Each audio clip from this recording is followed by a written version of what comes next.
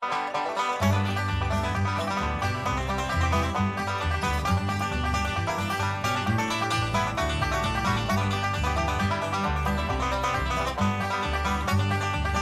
Sunday, May 9th, possibly, and we're here to do a demo about how to cook a pig on a Meadow Creek pig cooker. We're going to use a PR60 today.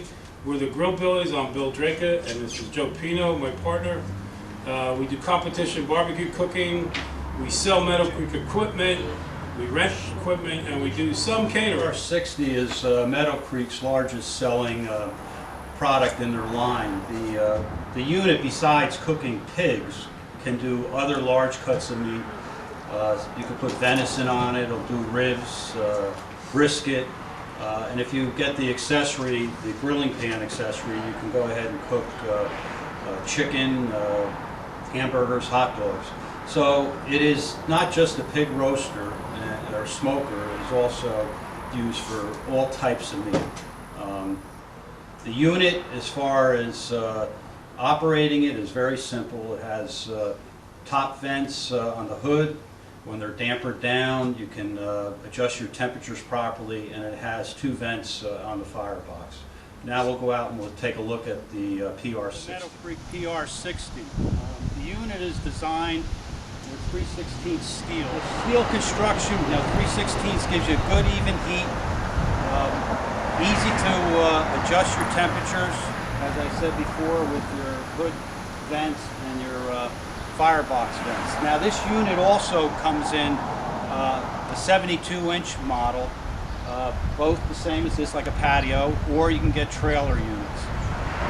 We also sell them as gas units. For our 65-pound pig, we're going to use 30 pounds of charcoal.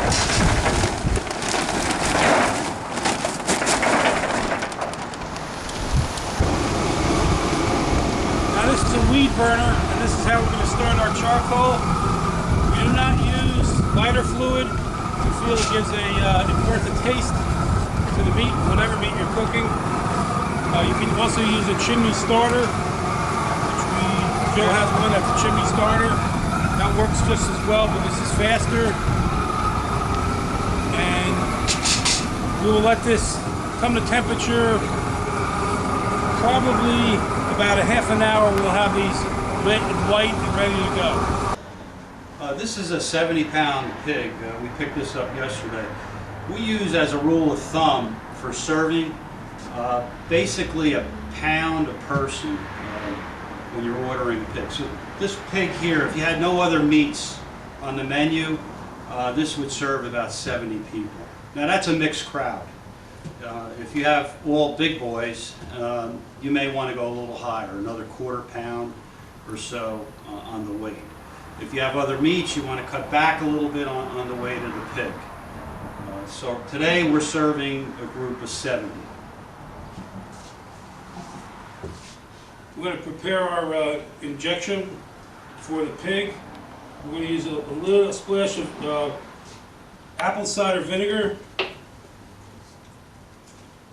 mostly apple juice, and dilute it with water.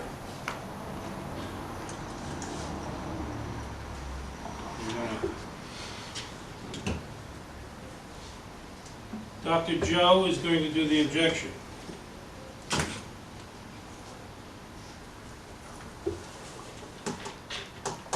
What you want to do is you want to work like 2-inch areas on the pig itself.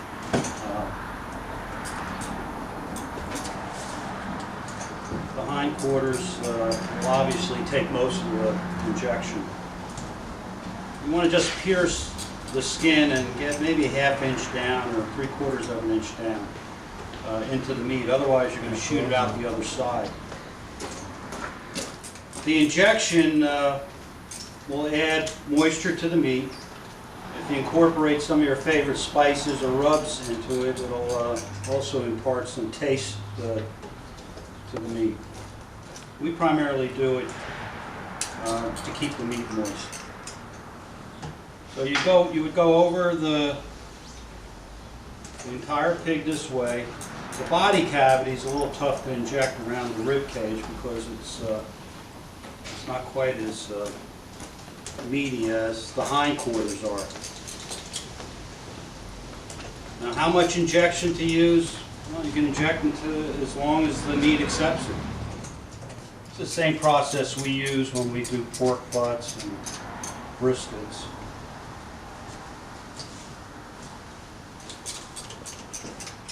We're ready to put the pig into the roaster. What we'll do is oil the skin before we do that. It helps the skin get better color. It's not necessary, but it's fun.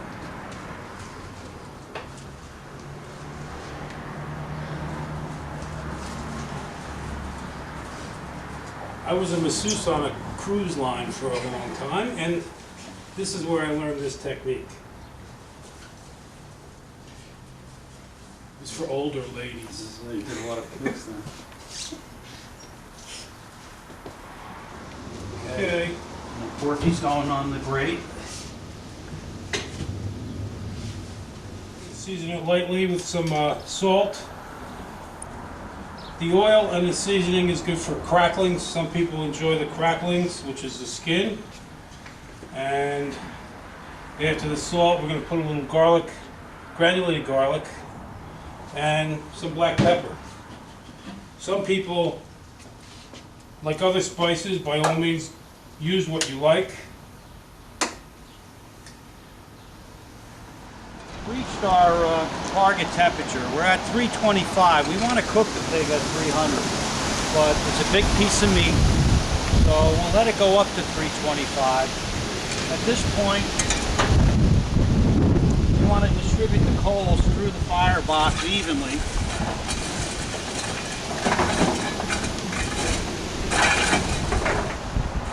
Now the drip pan is designed to take the renderings from the pig and the grease, and it'll come down to this spigot here on the side of the machine. Here you can hang a bucket to collect the excess grease. Next we'll go in and we'll bring the pig out on the stainless steel grate and place it in the cooker.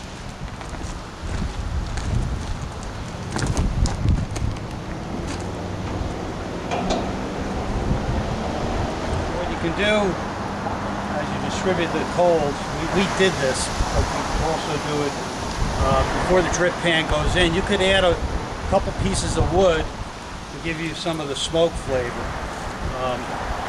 We use some wood chunks, and we put a couple in prior to putting the drip pan on. You can also slide them down the side if you have to along the grate or through one of the vents. What we want to do now is try to maintain 300 degrees. 6-7 hour cook. It's pretty windy today, so that does affect temperature and can affect how long the cook time takes. So it could be a little longer. These are our dampers. There's one on the top that allows air and heat out, and this allows air in. There's a pair of these dampers on either end of the cooker.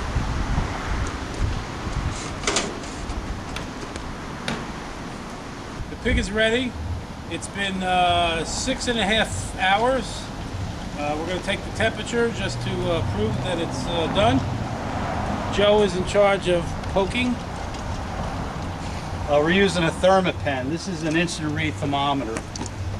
Soon to be I don't know, available. Bill bought it. It works real well. And we're looking at a temperature in the hind quarter of a little bit over 190 degrees, which is fine for us. Well, we're here at the party. We actually cooked this pig for ourselves and some friends. Now we're going to go through the carving of it. See, it still retains a lot of heat even though it's been sitting for a while. It's about 54 degrees out here today. I'm Joe Pino. Bill Draka and I would like to thank you for viewing this video, and please visit us on www.GrillBilliesBarbecue.com. See you soon.